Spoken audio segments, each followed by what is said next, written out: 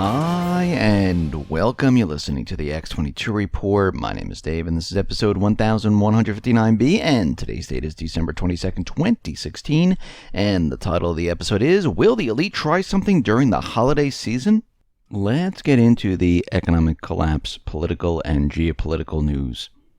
Now, we understand that the U.S. government, central bankers, the elite, the establishment, they are trying to control the flow of information, and they will go to great lengths to try to do this. And we can see already that they're trying to put together the Ministry of Truth, a fact-checking type of system. We know that Facebook is already preparing and getting ready their system. And they're going to be using companies like Snopes, PolitiFact, and we know this is all tied into the CIA, to Soros. And they're not really checking facts. They're spinning the news the way they want. But what's very interesting about all of this is that the founder of Snopes, which was recently tapped by Facebook as one of 4 fact-check organizations, and they were going to be patrolling the site for fake news. Well, he embezzled $98,000 in company funds before spending it on himself and prostitutes he hired. And this is according to legal documents filed by his ex-wife.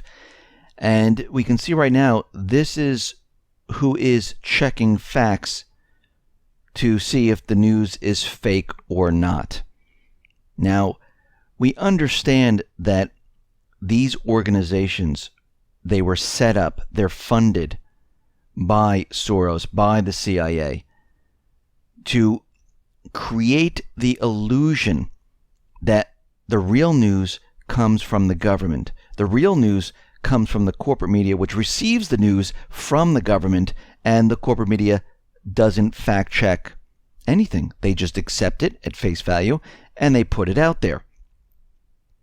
They've done this many times in the past, and we start to see that a lot of the information that comes out of the corporate media is completely fake. I mean, one time there was a satellite interview on CNN, and they were both sitting in a parking lot, and they were pretending they were in 2 different locations, and a van went by in one shot, and you saw it in the other shot, and they were supposed to be in 2 completely different locations having this interview via satellite. That was completely fake. All the news coming out of Syria that they used to try to convince us that we need to be there, we need to be in war, we need to get rid of Assad. Well, again, that was coming from the Syrian Observatory. This is a one-man person in his bedroom giving out information to the U.S. government. The U.S. government then provides it to the corporate media, and none of them have done any fact-checking whatsoever, provide any sources except that one of what's going on in Syria. And when we look at this, we can see right now that this Ministry of Truth is not going to be about the truth. It's going to be about the lies and how they can keep the lies going, how they can continually keep the people in the dark. That's what they want to do, because they can't tell the truth. Because if they start telling the truth, everything they've done in the past completely falls apart. So they have to lie and tell another lie to cover that first lie, and on and on and on. Now, we can see out in the Middle East, things are rapidly falling apart right now. We can see that the CIA, the elite, other agencies, they're trying to start a war right now. We see the assassination of a Russian ambassador. We see what happened out in Germany. We know there's going to be more of these type of events. They're not going to give up. And right now, the Turkish ambassador to Baghdad, he says his country they're going to withdraw their troops from Iraq. I mean, Baghdad has been asking Turkey to leave their country. They've been saying in the past that this is a sovereign country. You didn't ask permission. We want you to leave. Turkey said no. And all of a sudden, Turkey's doing an about-face now. And it looks like that Turkey is moving further and further away from the West and moving closer to Russia, which means they won't be taking orders anymore from the elite. And it's starting to show right now. Remember when the U.S. bombed the Syrian army and they said it was a complete accident? They didn't mean to.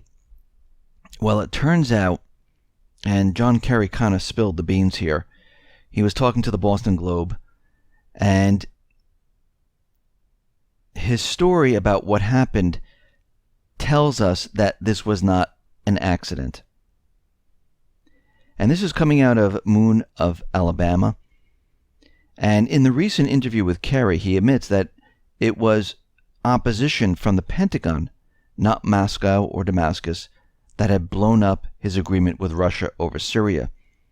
More recently, he has clashed inside the administration with Defense Secretary Ashton Carter. Kerry negotiated an agreement with Russia to share joint military operations, but it fell apart. Unfortunately, we had divisions within our own ranks that made the implementation of that extremely hard to accomplish, Kerry said. But I believe in it. I think it can work. Could have worked. Kerry's agreement with Russia did not just fall apart. The Pentagon actively sabotaged it by intentionally attacking the Syrian army. If the bombing was a tragic mistake, as the U.S. claimed, why did the U.S. military refuse to pick up the phone and answer the Russian-Syrian frantic calls? Because this was done on purpose. They didn't want to answer the calls. They knew exactly what they were doing. They were trying to wipe out the deal. Because those individuals who want war, they do not want any deal. They do not want peace. We see out in Aleppo right now, the Syrian government, well, they have officially taken Aleppo away from the terrorists.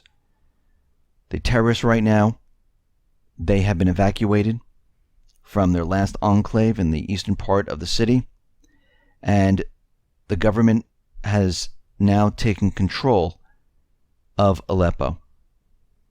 And Syria was the largest metropolitan center in Syria. Now it's rubble.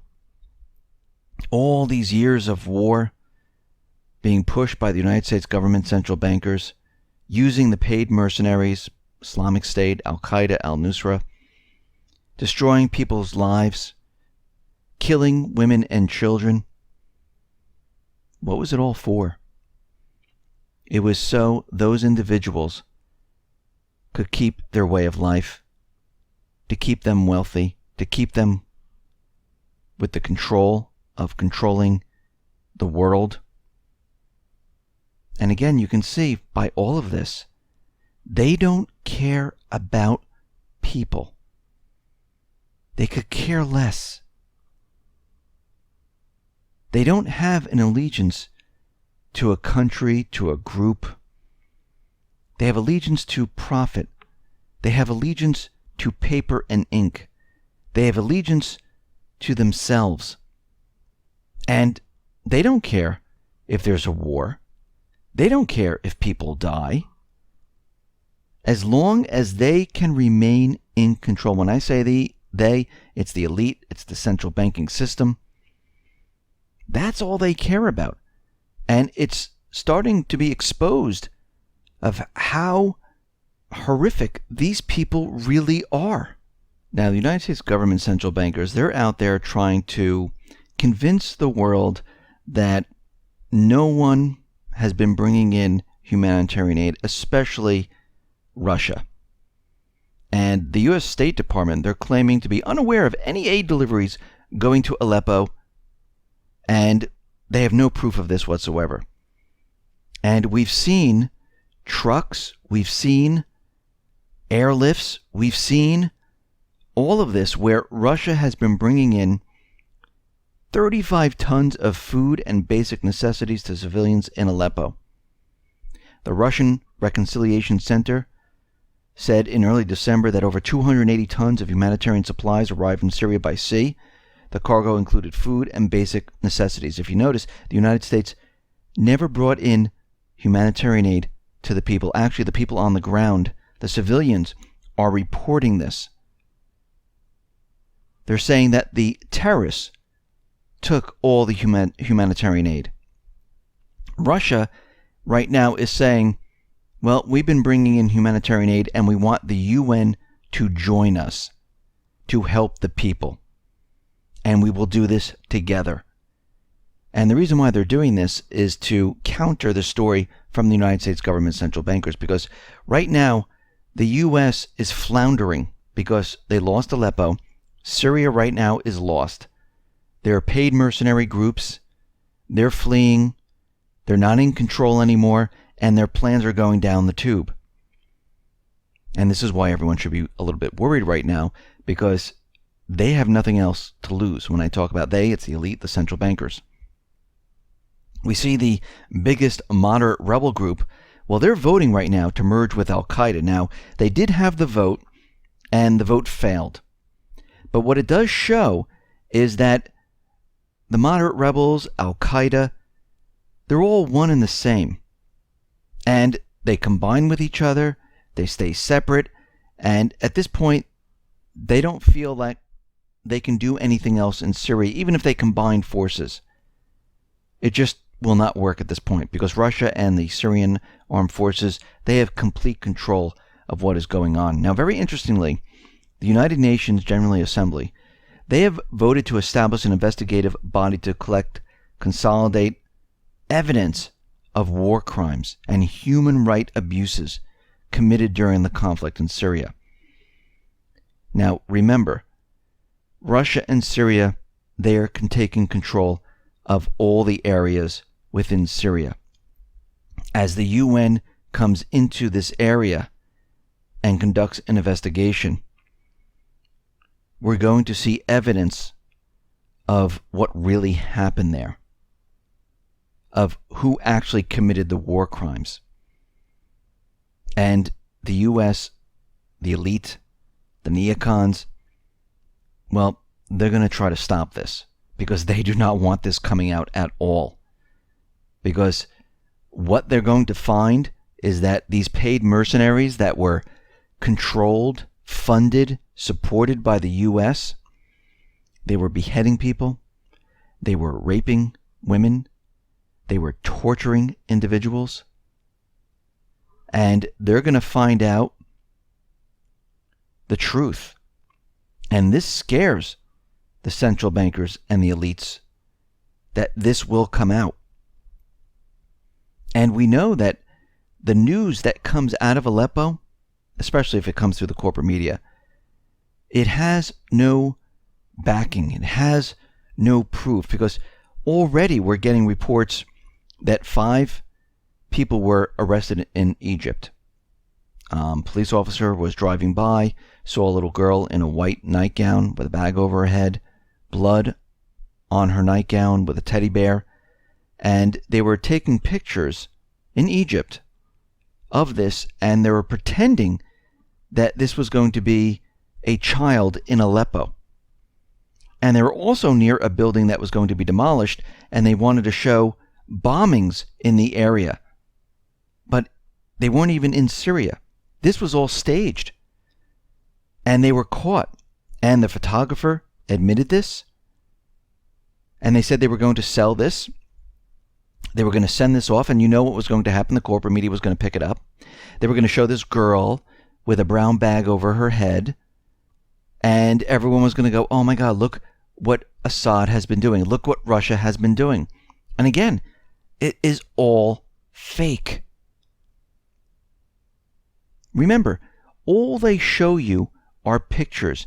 They don't show links of who really did this, who actually committed the crime.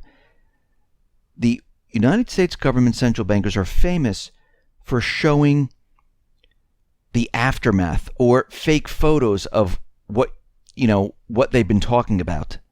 And they use it, but they never say, is it real? Is it fake? Who actually did it? And they do this a lot. It's called propaganda. Now, out in Germany, they are on this manhunt for this individual. And of course, they found his fingerprints in the truck. I wouldn't be surprised if a day later they might find his passport maybe on the floor, under the seat, because they always drop their passports, because whenever, you do a terrorist act, you always carry your passport. When you fly planes into towers and everything burns up, you carry your passport and it survives all of that. When you're in France and you're shooting up individuals, you drop your passport so everyone can find it, so they know who you are. I mean, really, does this make any sense? But this is what's happened in the past. This is how we know these are false flags. This is how we know it's a complete setup.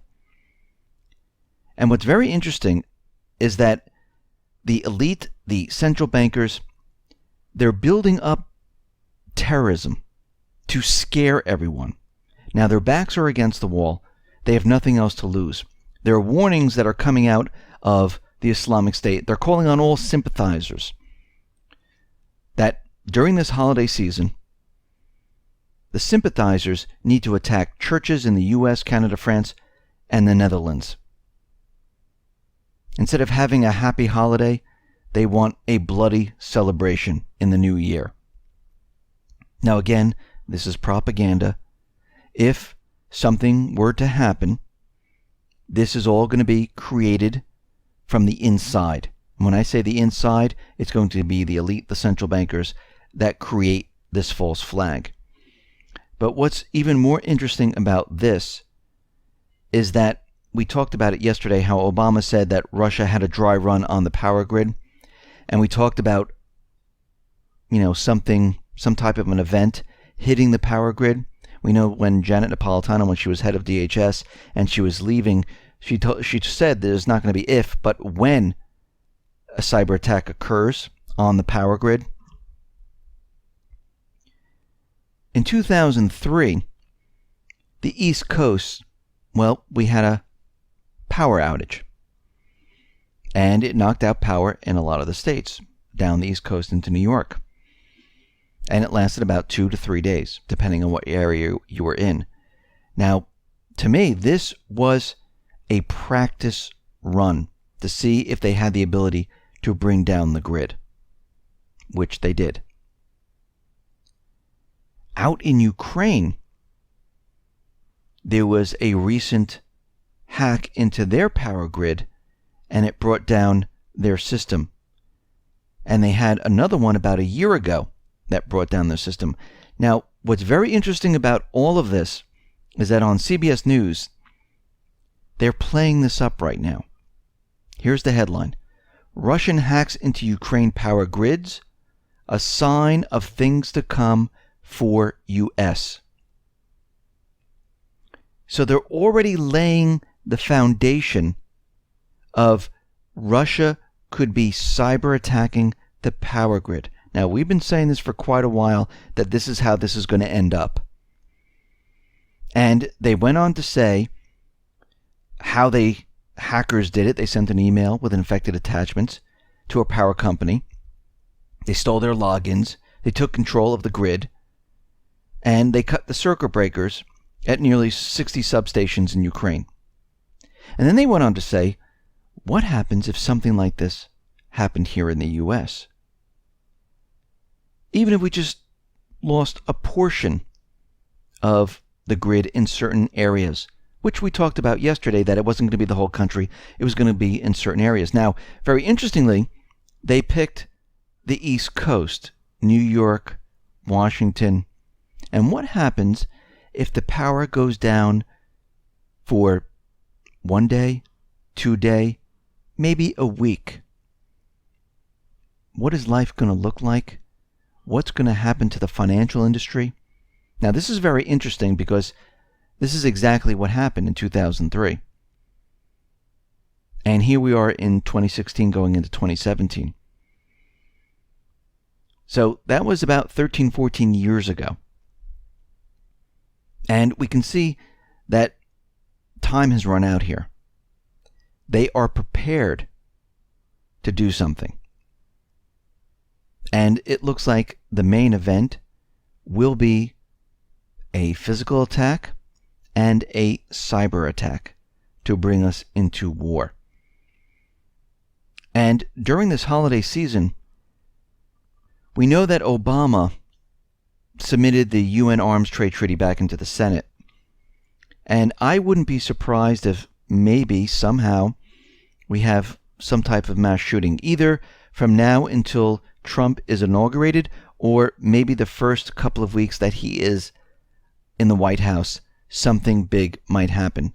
Don't know exactly when this is going to occur, but Obama just didn't do it just to see what would happen, because we know that legislation would just sit there, that treaty would just sit there. It will not move.